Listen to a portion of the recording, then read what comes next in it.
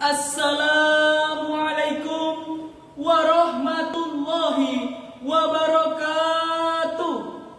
Alhamdulillahi rabbil alamin. Wassalatu wassalamu ala asrafil anbiya'i wal mursalin wa ala alihi wa sahbihi wasallim ajma'in. Amma ba'd.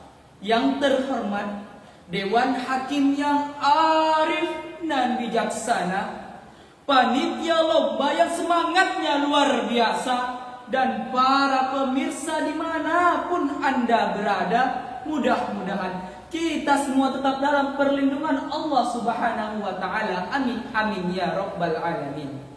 Yang pertama, marilah kita panjatkan puja dan puji syukur kehadirat Allah Subhanahu wa Ta'ala, Zat yang Maha Esa, pemilik dunia dan pencipta segala sesuatu di alam semesta. Bikaulina alhamdulillah. Salawat berangkaikan salam mudah-mudahan terus mengalir deras kepada sang proklamator kemerdekaan yang terkenal dengan sistem dakwahnya mengajak bukan mengejek, merangkul bukan memukul, mengkafahkan Islam bukan mengkafirkan yang sudah Islam. Beliau adalah Rasulullah Muhammad sallallahu alaihi wasallam. Sahabat dai, era kontemporer adalah masa di mana umat manusia hidup dengan segala sesuatu yang baru yang bersifat kekinian. Kekinian di era kontemporer ditandai dengan adanya perubahan besar dari segala aspek dan lini kehidupan manusia. Perubahan itu dapat kita lihat dari aktivitas manusia yang bersifat manual menjadi serba otomatis, yang bersifat tradisional konservatif menjadi lebih modern, yang statis menjadi lebih dinamis. Ditunjang dengan berkembangnya ilmu pengetahuan dan teknologi di segala bidang, menjadikan era kontemporer saat ini menjadi begitu sangat indah dan dapat dengan mudah mengubah cara pandang serta perilaku umat manusia ke arah yang lebih paripurna. Namun, di balik pencapaian dan perubahan besar yang telah diraih manusia di era kontemporer saat ini, ternyata tidak selamanya membawa dampak positif bagi kehidupan manusia itu sendiri. Di sisi lain, kita dapat menyaksikan bagaimana dahsyat dan kompleksnya permasalahan umat hari ini disebabkan pencapaian dan perubahan besar di era kontemporer ini.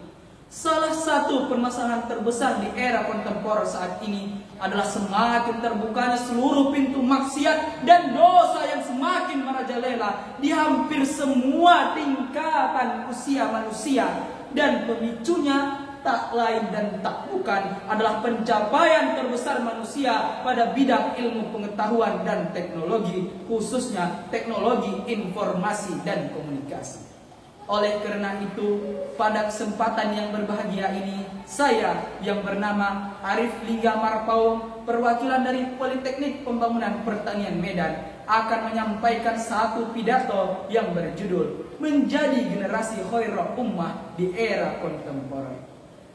Para hadirin wal hadirat yang dirahmati Allah serta Dewan Hakim yang saya muliakan, Khairul Ummah adalah satu istilah yang disematkan pada satu komunitas manusia terbaik yang pernah hidup di masa lalu, yaitu di masa Rasulullah Sallallahu Alaihi Wasallam dan 3 generasi setelahnya.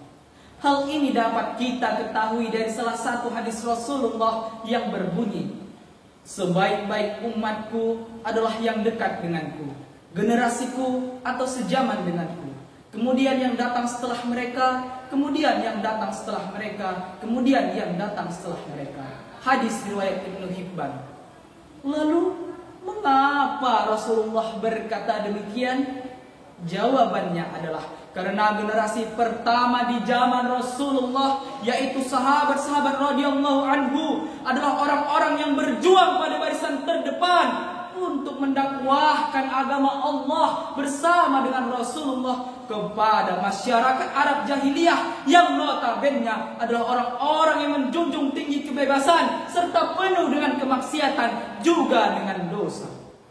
Pada situasi dan kondisi itulah kemudian para sahabat Rasulullah tampil sebagai khairul ummah ataupun agent of change dalam perbaikan tatanan akidah, tatanan iman, adab dan juga akhlak.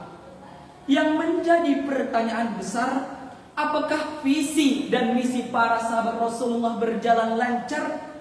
Jawabannya tentu saja tidak. Karena orang-orang Arab jahiliyah tidak tinggal diam. Mereka melakukan perlawanan besar-besaran dengan meneror para sahabat-sahabat Rasulullah, dengan menebarkan berita-berita bohong, atau yang saat ini kita kenal dengan hoax. Persekusi pada setiap sahabat yang berani melaksanakan ajaran agama Islam, siksaan keras, ancaman pembunuhan, pengusiran dan lain sebagainya. Namun, apakah para sahabat gentar lalu nyali mereka ciut? Kemudian semangat mereka kendor untuk mendakwahkan kebaikan Islam tersebut? Jawabannya tentu saja tidak. Para sahabat Rasulullah tetap berjuang sebagai agen perubahan kebaikan, walaupun jiwa dan raga sebagai taruhan terbesarnya. Oleh karena itulah wajar bila para sahabat Rasulullah memperoleh predikat khairul ummah, dikarenakan keistiqomahan mereka dalam melakukan kebaikan dan mendakwahkannya, walaupun mereka mendapatkan tantangan besar dari masyarakatnya sendiri. Para hadirin wal hadirat serta dewan hakim yang dirahmati Allah, lalu bagaimana dengan kita? Jika pada saat itu para sahabat Rasulullah berani tampil sebagai khairul ummah, maka kita sebagai komunitas civitas akademika pun seharusnya mau dan berani tampil sebagai khairul ummah di era kontemporer ini. Kita harus mau dan berani tampil sebagai agent of change di tengah-tengah umat, khususnya generasi muda saat ini. Coba kita lihat bagaimana generasi muda saat ini yang sebagian besarnya larut dalam lingkaran dosa dan penyalahgunaan narkoba, larut dalam game online yang berbasis judi, pergaulan bebas, minum minuman keras, tawuran, pembunuhan, pemerkosaan, seks bebas dan lain sebagainya. Allah Subhanahu wa taala berfirman dalam Al-Qur'an surah Ali Imran ayat 110. A'udzubillahi minasyaitonirrajim. Bismillahirrahmanirrahim. Kuntum khaira ummatin ukhrijat linnas ta'muruna bil ma'rufi wa tanhauna 'anil munkar wa tu'minuna billah.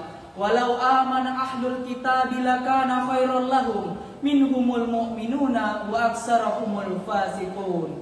Shadaqallahul azim. Artinya, kamu umat Islam adalah umat terbaik yang dilahirkan untuk manusia, karena kamu menyuruh kepada yang ma'ruf dan mencegah dari yang mungkar dan beriman kepada Allah. Sekiranya para ahli kitab itu beriman, tentu itu adalah hal yang baik bagi mereka. Di antara mereka ada yang beriman, namun kebanyakan adalah orang-orang yang fasik. Quran surah Ali Imran ayat 110. Para hadirin wal hadirat yang saya hormati, ayat ini menjelaskan kepada kita semua bahwa dalam status sosial apapun yang kita sandang hari ini, bahwa kita harus mau ikut andil dalam mengajak, menyuruh, dan memberikan contoh teladan, sekaligus melakukan tindakan preventif ataupun pencegahan terhadap segala bentuk kemungkaran di lingkungan hidup kita masing-masing dengan dasar keimanan dan ketakwaan kepada Allah, sehingga akan terwujudlah masyarakat yang madani, yaitu masyarakat yang beradab, menjunjung tinggi nilai-nilai kemanusiaan, yang maju dalam bidang ilmu pengetahuan dan teknologi yang sesuai dengan nilai-nilai agama, Pancasila, dan Undang-Undang Dasar 1945. Mungkin hanya sekianlah yang dapat saya sampaikan. Saya akhiri. Wassalamualaikum warahmatullahi wabarakatuh.